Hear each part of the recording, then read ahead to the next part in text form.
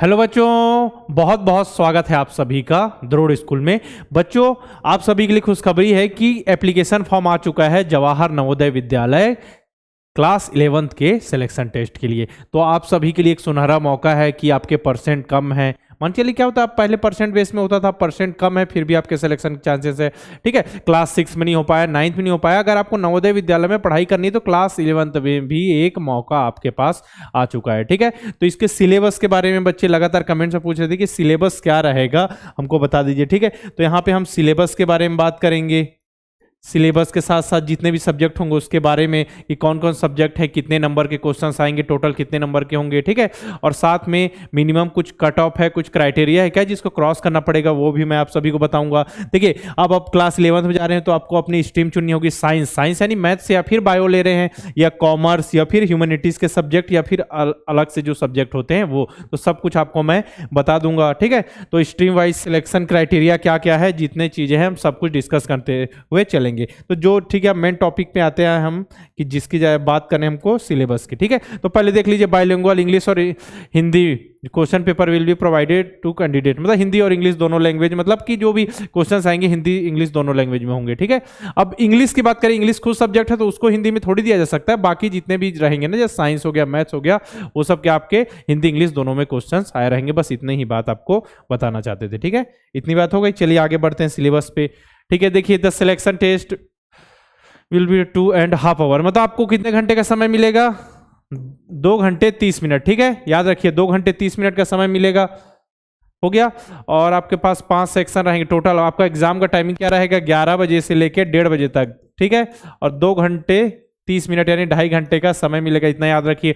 5 आपके जो सब्जेक्ट होंगे, कौन कौन से सब्जेक्ट होंगे, मेंटल एबिलिटी, समझ गया, 20 क्वेश्चन आएंगे 20 मार्क्स के, मतलब एक क्वेश्चन 1 नंबर का, वो अप्रोक्सीमेट टाइम लिखा, मतलब आपको टोटल 2.5 घंटे दिया जाएगा, तो आप अपने हिसाब से सॉल्व कीजिए। ठीक है, इंग्लिश में आपके 20 क्वेश्चन 20 नंबर के आएंगे, साइंस में 20 क्वेश्चन 20 नंबर के, सोशल साइंस की बात करें, सामाजिक विज्ञान 20 क्वेश्चन 20 नंबर के। ठीक है, और mathematics 20 question 20 number, total 100 question आएंगे 100 नंबर के। ठीक है, जो दिव्यांग बच्चे होंगे उनके लिए 50 मिनट एक्स्ट्रा दिया जाएगा, मतलब 2.5 घंटे को छोड़ के 50 मिनट और एक्स्ट्रा दिया जाएगा उन सभी को। ठीक है, चलिए अब बात करें स्ट्रीम एंड सिलेक्शन क्राइटेरिया। अब देखिए, जैसे कि टोटल 5 सब्जेक्ट है 100 नंबर के। ठीक है, इसमें लिखा है candidate has to score minimum qualifying marks 6 marks out of 20।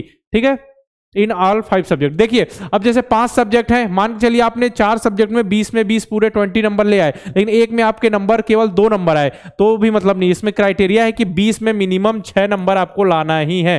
ठीक है, मतलब 30%। 20 में कितना, 6 नंबर हर सब्जेक्ट में। जैसे कि 5 सब्जेक्ट थे तो हर सब्जेक्ट में आपको कितने नंबर लाने हैं, कितने नंबर, 6 नंबर मिनिमम लाने ही, मिनिमम ना।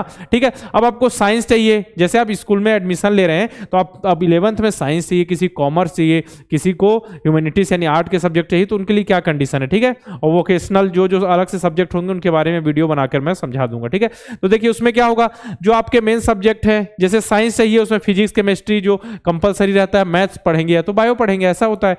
तो अब उनके लिए क्या होगा, मेंटल एबिलिटी 20 नंबर। ठीक है, साइंस और मैथमेटिक्स, इसके टोटल 60 नंबर होंगे, तो 60 नंबर में देखा जाएगा कि किसके ज्यादा है, उस हिसाब से मेरिट बनेगी। ठीक है, और आपको मैं बता दूं, जैसे कि अगर आप गोरखपुर से हैं, ठीक है, आप गोरखपुर से आपका निवास प्रमाण पत्र बना, वहीं आप किसी स्कूल में क्लास 10 पढ़ रहे थे, ठीक है, अभी आपको ने पास किया है, अब 11th में जाएंगे और इसका जनवी क्लास 11th का एग्जाम दे रहे हैं, तो आप उसी जिले के भी हैं जहां आपने पढ़ाई की, साथ में निवास प्रमाण पत्र भी वहीं, तो आप क्या है, डिस्ट्रिक्ट लेवल जो मेरिट बनेगी उसके लिए एलिजिबल है। मान चलिए आप रहने वाले गोरखपुर के हैं, ठीक है, आपका निवास प्रमाण पत्र जो डोमिसाइल है वो कहाँ का बना हुआ है, गोरखपुर का, ठीक है, जिले का, और आप कहीं और जिले में पढ़ाई कर रहे हैं। ठीक है, तो उस कंडीशन में आप स्टेट वाइज जो मेरिट बनेगी स्टेट लेवल पे, उसके लिए एलिजिबल रहेंगे। पहले क्या होगा, पहले डिस्ट्रिक्ट लेवल पे मेरिट बनेगी, अब सीटें खाली रह जाएंगी, उसके हिसाब से क्या होगा, स्टेट लेवल पे भी मेरिट बनेगी। ठीक है, कहीं जैसे किसी को ह्यूमैनिटीज के सब्जेक्ट नहीं चाहिए, मैथ्स चाहिए, वहाँ कई बार सीटें खाली भी रह सकती हैं। ठीक है, तो वहाँ अदर बच्चों के लिए जो जिसको भी जो ऑप्शन तो लेना हो तो ले सकते हैं, उस हिसाब से मेरिट बनेगी नंबर के हिसाब से। ठीक है, और एक जैसे कि आप यूपी स्टेट के हैं तो आपको छत्तीसगढ़ में पढ़ना, ऐसा नहीं होगा, ये क्राइटेरिया नहीं है। स्टेट वाइज और डिस्ट्रिक्ट वाइज बन सकती है, मतलब स्टेट के मतलब अलग अलग जिले के जो बच्चे रहेंगे क्या रहेंगे, एक अलग जिले में पढ़ सकते, एक हो सकता है, और जो सेम जिले वाला जो डिस्ट्रिक्ट लेवल पे है, मतलब अपने डिस्ट्रिक्ट में ही आप पढ़ाई करें, डोमिसाइल भी वहाँ का बना है तो वहीं पढ़ाई करेंगे अगर आपके नंबर अच्छे आए हैं तो। ठीक है ना, तो देखिए ये हो गया। अगर साइंस चाहिए तो आपके मैथ, मेंटल एबिलिटी, साइंस और मैथमेटिक्स के तीनों के नंबर ऐड होंगे। अब 60 में फिर उसमें मेरिट बनेगी तो मैक्सिमम मार्क 60 रहेंगे। अगर साइंस मतलब ये तीनों आपके देखे जाएंगे अगर साइंस में सिलेक्शन लेना है, नंबर आपके अगर उसमें, ठीक है। कॉमर्स के लिए कौन कौन से सब्जेक्ट देखे जाएंगे? मेंटल एबिलिटी 20, सोशल साइंस 20 और मैथमेटिक्स 20। इन 3 सब्जेक्ट के नंबर देखे जाएंगे अगर आप कॉमर्स, ठीक है, कॉमर्स के लिए अप्लाई करते हैं, ठीक है। यहाँ पे अगर आप ह्यूमैनिटीज यानी 8 सब्जेक्ट के लिए अप्लाई करते हैं तो आपके मेंटल एबिलिटी, ठीक है, प्लस सोशल साइंस 2 सब्जेक्ट हुए, 20 + 20 प्लस एक ऐसा सब्जेक्ट, बाकी 3 बच गए। कौन से गए आपके? बच गए देखिए, इंग्लिश का बच गया पोर्शंस और साइंस का और मैथ्स का। तीनों में से जिसमें आपके ज्यादा मार्क्स हो, ठीक है, उसको यहाँ पे ऐड किया जाएगा। क्योंकि आपको आर्ट्स में चाहिए तो आपके इस हिसाब से कैलकुलेशन होगा। बाकी तो जो सब्जेक्ट है जनरल हो जाएंगे आपके लिए। जैसे आप जब आप साइंस में ले रहे हैं तो आप मेंटल एबिलिटी, साइंस और मैथमेटिक्स के नंबर जुड़ेंगे। बाकी पास होना हर सब्जेक्ट में जरूरी है, लेकिन जब आपको साइंस स्ट्रीम दिया जाएगा तो आपका जो है 60 मार्क्स के जो मेरिट है उस बेसिस में दिया जाएगा। सबसे पहले तो आपको सब सब्जेक्ट में 30% यानी 6 नंबर, मतलब 20 में 6, 20 में 6 सभी में लाना जरूरी है, ठीक है। इतना समझ आ गया। वोकेशनल के लिए भी वही कंडीशन देखिए, मेंटल एबिलिटी प्लस 2 सब्जेक्ट जिसमें आपके अधिक नंबर हो उसको दिया जाएगा। वहां जैसे गार्डनिंग, एग्रीकल्चर वगैरह अलग से जो सब्जेक्ट्स होते हैं, ठीक है। अब इसमें देखिए, when the merit list is prepared for the selecting candidate provisionally in addition to selection cutoff over a cutoff out of 60 will be also the considered as per the following detail। देखिए जो 60 मतलब जो भी आपका, जैसे कि आपको commerce चाहिए, साइंस चाहिए और एक और क्या था, आर्ट्स ह्यूमैनिटीज के सब्जेक्ट चाहिए, तो उस हिसाब से जो 60 में जो नंबर आएंगे और साथ में वोकेशनल भी था ना, तो 60 में जो नंबर आएंगे उसके लिए भी कुछ कटअप इतने नंबर आपके होने चाहिए। जैसे जनरल और ओबीसी बॉयज हैं तो मिनिमम 21 नंबर आने ही चाहिए आपके। जो 3 सब्जेक्ट की बात हो रही, बाकी पास होना सभी 5 सब्जेक्ट में जरूरी है। लेकिन आपको जैसे मैथ्स चाहिए तो 3 सब्जेक्ट आपको बता दिया, आपको चाहिए कॉमर्स तो 3 सब्जेक्ट मैंने वहां बता दिए। उन 3 सब्जेक्ट में मिनिमम 21 से ज्यादा होने चाहिए। इसमें देखिए, अगर आप जनरल और ओबीसी गर्ल हैं तो गर्ल के लिए 20 है, और SC ST दिव्यांग कैंडिडेट है, ठीक है, तो फिर क्या है 18, ठीक है। याद रखिए 60 में मिनिमम। बाकी जो 2 सब्जेक्ट बन गए, सब में पास होना तो सब में जरूरी है, लेकिन इतने 3 सब्जेक्ट जो आपको स्ट्रीम चाहिए उसके लिए इतने नंबर मिनिमम क्वालिफाई जरूरी है, ठीक है। अब एक कंडीशन आएगी, 2 लोगों की भी टाई हो गया, मतलब सब कुछ सेम नंबर आ गया, तब क्या होगा, ठीक है। तो candidate who scored same more mark in out of 42, हाँ, अब क्या होगा देखिए, मेंटल एबिलिटी सभी में है 20 नंबर की मेंटल एबिलिटी, ठीक है। तो जैसे कि 2 के बीच टाई हो गया, मैथ्स वाले के बीच, ठीक है, किसी को साइंस चाहिए था, तो टोटल नंबर आया उनके कितने, 48 नंबर, ठीक है। मेंटल एबिलिटी में 20, इसमें कितने नंबर आ गए, 14, इसमें भी 14, ठीक है। मतलब कि आपके देखिए साइंस और मैथ्स में 14, ठीक है। और दूसरा जो स्टूडेंट है उसके 18 नंबर आए मेंटल एबिलिटी में, ठीक है, और इसमें आ गए 16 और इसमें आ गए 14, इसके भी 48 हो रहे हैं, इसके भी 48 हो रहे हैं। लेकिन सिलेक्शन किसका होगा, दोनों के नंबर बराबर हैं, तो देखिए मेंटल एबिलिटी को छोड़ दिया जाएगा। मेंटल एबिलिटी को छोड़ के ये दोनों जो सब्जेक्ट हैं आपके साइंस और मैथ्स, दोनों में किसके नंबर ज्यादा है, दोनों में किसके ज्यादा है, तो इसके ज्यादा है, तो इसका सिलेक्शन हो जाएगा, ठीक है। अब देखिए, अगर इस कंडीशन में भी टाई हो गया, ठीक है, तो candidate who scored higher marks out of the, हाँ, अब क्या होगा, अगर इसमें भी टाई हो गया, मतलब सेम टू सेम हो गया फिर से, मतलब इसमें भी 14, इसमें भी 14, ऐसा हो जाता है एग्जाम्पल, ठीक है। तो 14 मार्क्स इसमें भी आ गए, 14 मार्क्स इसके भी, तो अब क्या करें, इसके भी 14 मार्क्स आ गए, इसको भी 14 मार्क्स आ गए, अब क्या करें। अब क्या होगा, पूरे 5 सब्जेक्ट में जो नंबर आएंगे जिसके हाईएस्ट उसको देखा जाएगा, ठीक है, किसके हाईएस्ट नंबर आए दोनों में से 5 सब्जेक्ट मिला के। अगर ऐसे में भी टाई हो गया, देन क्या करेंगे, फीमेल कैंडिडेट जो गर्ल्स रहेंगी, ठीक है, उनको प्रायोरिटी दी जाएगी, ठीक है। फिर से टाई हो गया तो जिसकी एज कम है उसको आगे बढ़ाया जाएगा, ठीक है, जिसकी एज कम है उसको आगे बढ़ाया जाएगा। देखिए इतने सारी कंडीशन में टाई होने के बाद एक न एक स्थिति में ऐसा आके आपको सीट मिल ही जाएगी, ठीक है ना। अब देखिए मेंटल एबिलिटी का वही है सिलेबस, यहाँ पे देखते जाइए आप सब, यहाँ सामने आपके लिखा हुआ है। आपको सिलेबस जानना था, मैं और डिटेल में अच्छे से बना दूंगा, ठीक है। 4 ऑप्शन आएंगे, 20 नंबर के क्वेश्चन, 20 नंबर के होंगे, एक क्वेश्चन 1 मार्क्स का, ठीक है। वही पढ़ना है, pattern complete, figure series completion, geometrical figure, mirror image है, पंच होल्ड पैटर्न है, ठीक है, कैलेंडर, टाइम एंड क्लॉक है, embedded figure, coding decoding, orientation and direction and space visualisation, ठीक है, ये हो गया।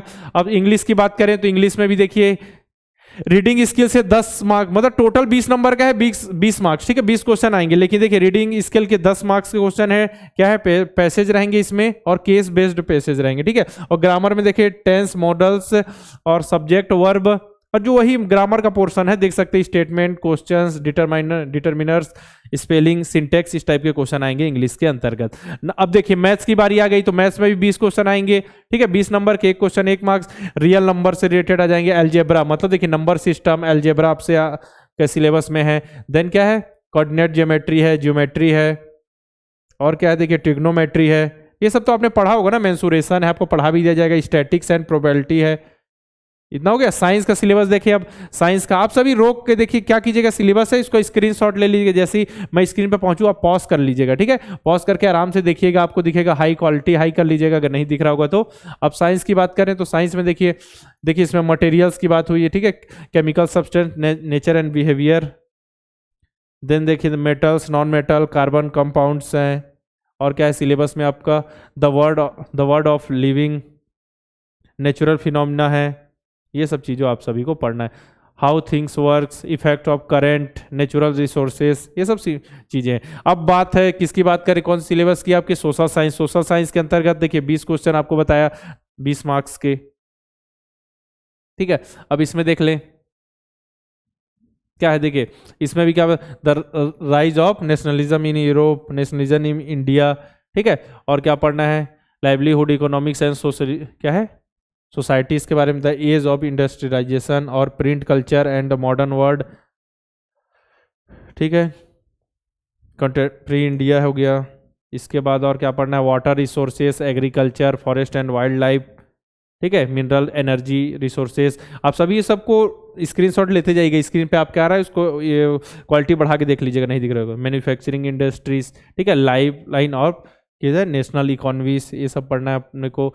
डेमोक्रेटिक पॉलिटिक्स में पावर शेयरिंग, फ्रीडम, क्या है, ठीक है, और क्या है gender, religion and caste, political parties, सब कुछ पढ़ना है आपको। इतनी चीज़ें हैं, सिलेबस बढ़िया से सिलेक्शन लेना है तो सिंपल सी चीज़ें हैं, 10th का ही लगभग सिलेबस, 10th का, तो जितनी भी चीज़ें हैं उसको आप अच्छे से पढ़ डालिए, ठीक है। आपका एग्जाम कब है, 22 जुलाई को होने वाला है ना। Sector of the Indian economy, money and credit, globalisation of the Indian economy, यही सब आप सभी को पढ़ना है, ठीक है। सिलेबस जब भी मैं दिखाऊं तो उसको रोक लीजिएगा और हाई क्वालिटी करके आप स्क्रीनशॉट ले लीजिएगा, ठीक है। आपका देखिए आप तो अभी 11th में तैयारी करें, हो सकता है आपके भाई बंधु जो नवोदय विद्यालय क्लास 6 के लिए या भी सैनिक स्कूल क्लास 6 के लिए तैयारी करें, तो उनके लिए हमारा नवोदय अल्फा बैच है। अगर इसमें आप 15 मई से पहले इनरोल कर लेते हैं तो 200 रुपये की विशेष छूट मिलेगी, बहुत ही अच्छे ढंग से नवोदय विद्यालय की तैयारी कराई जाएगी, ठीक है। तो नवोदय अल्फा बैच, साथ में जो बच्चे नेक्स्ट ईयर के लिए सैनिक स्कूल की तैयारी करें 2024 के लिए, उनके लिए सैनिक अल्फा बैच।